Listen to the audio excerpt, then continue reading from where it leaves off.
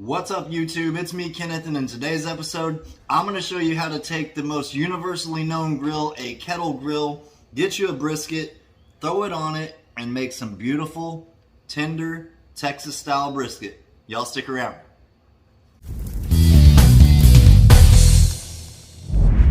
Alright y'all, so we got this brisket all trimmed up like I said.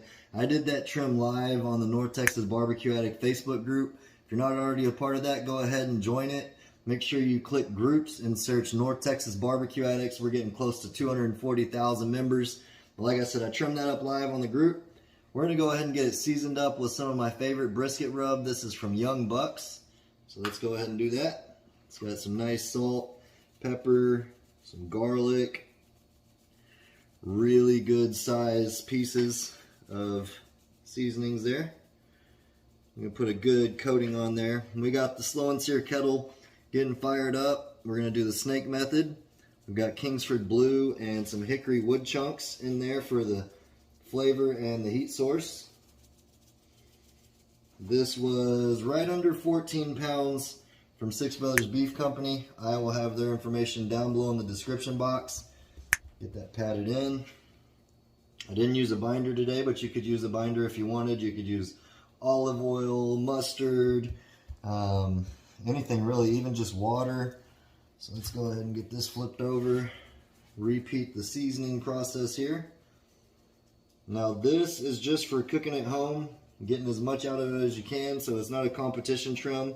Trying to get as much meat out of it after the trim that we can. So if y'all haven't checked out Youngbucks either, I'll have their information down below in the description box. They got some really good seasonings. Like I said, this is one of my favorite brisket rubs right here. There we go. I'm going to go ahead and finish this up with the edges and everything and make sure I didn't miss anywhere. And next time I see y'all, we'll get it out on the smoker. Alright y'all, the kettle is rolling right about 250 degrees. Let's go ahead and get our brisket on. It's let that seasoning sweat in about 10 minutes now. The hickory wood's smelling good. We're going to do fat side up. We're going to put our brisket on the indirect side. You always want to cook something like this where you have an escape space where it's a lot cooler. You don't want to cook it over the coals. You don't want to pour the coals right in the middle. This allows it to cook it slowly and tenderize and really soak up all that flavor. And then most importantly also shape it before you close it up. So we're going to go ahead and let that ride for 2 hours and we'll check on it then.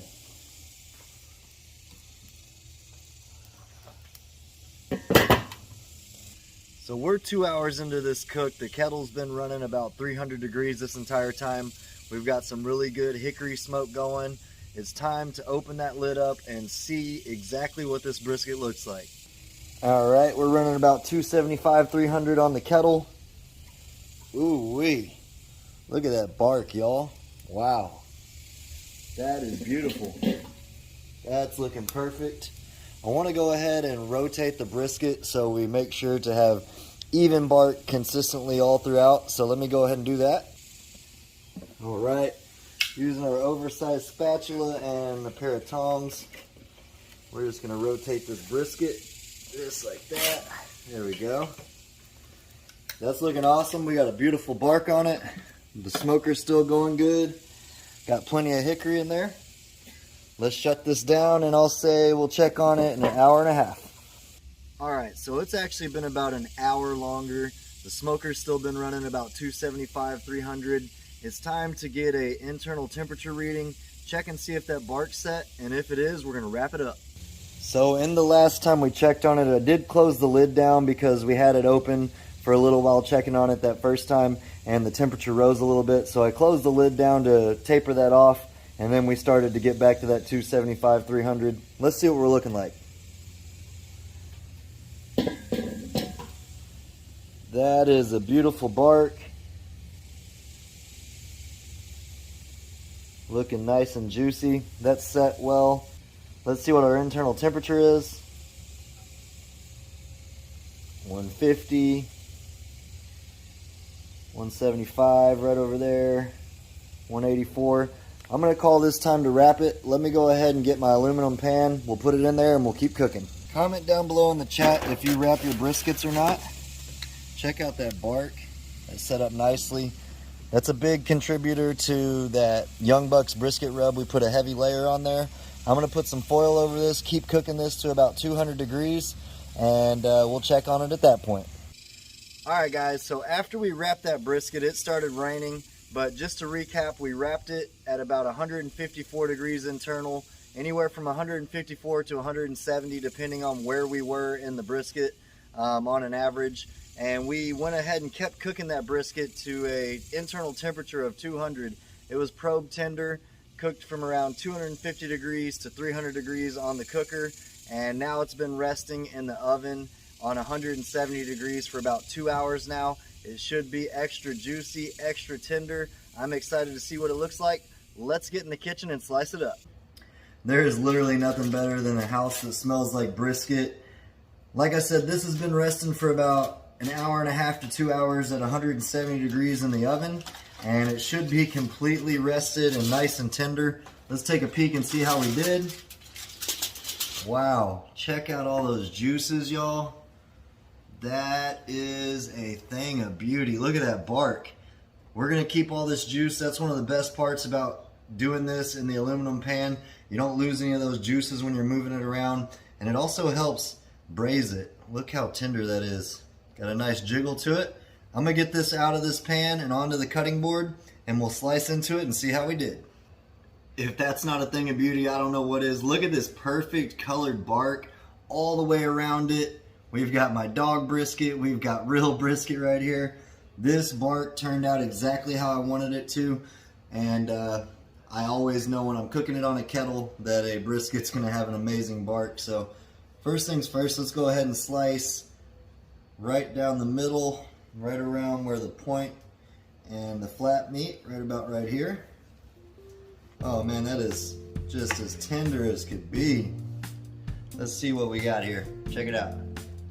How'd we do? Look at that, guys. Tons of juices. Check that out right here. Look at that. So much juice.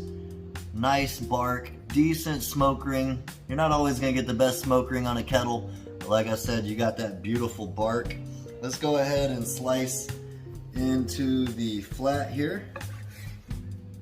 Remember, the grains run in different directions, so look at that. This is as tender as can be. It is very important to rest your brisket after you cook it for so long so it can soak up all those juices again. Look at that brisket. Ooh-wee. Juicy.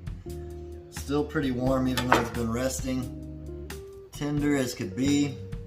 Alright, there's the flat there. Let's move that over to the side. Let's get that there like that. Man, I can't wait to give this a shot. I mean, check that out, guys.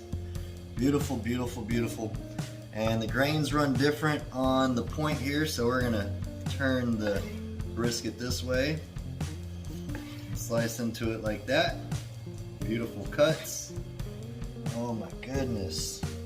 Look at that. Gorgeous. All right, there's nothing else to do but to turn the camera around and give it a try. All right, guys, remember your miles may vary depending on what cooker you're using or what temperature you're cooking at, but the most important thing to do is cook to the internal temperature. I mean, look at this. Beautiful. This is from the flat here. Let's give it a taste.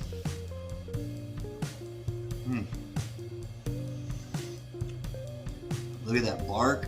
That fat rendered beautifully.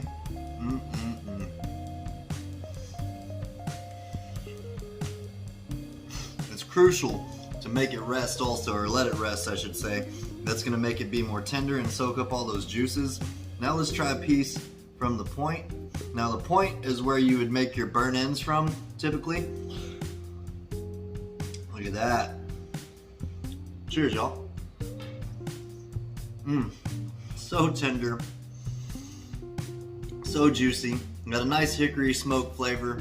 This Sox Brothers Beef Brisket is amazing. I'll make sure to have their information down below in the description box. Again, look at that decent smoke ring on the kettle grill. Check out Youngbucks also. Such an awesome Texas style brisket. Appreciate y'all for watching. Until next time, peace! Y'all keep on barbecuing. Get you a brisket from Sox Brothers and throw it on the kettle.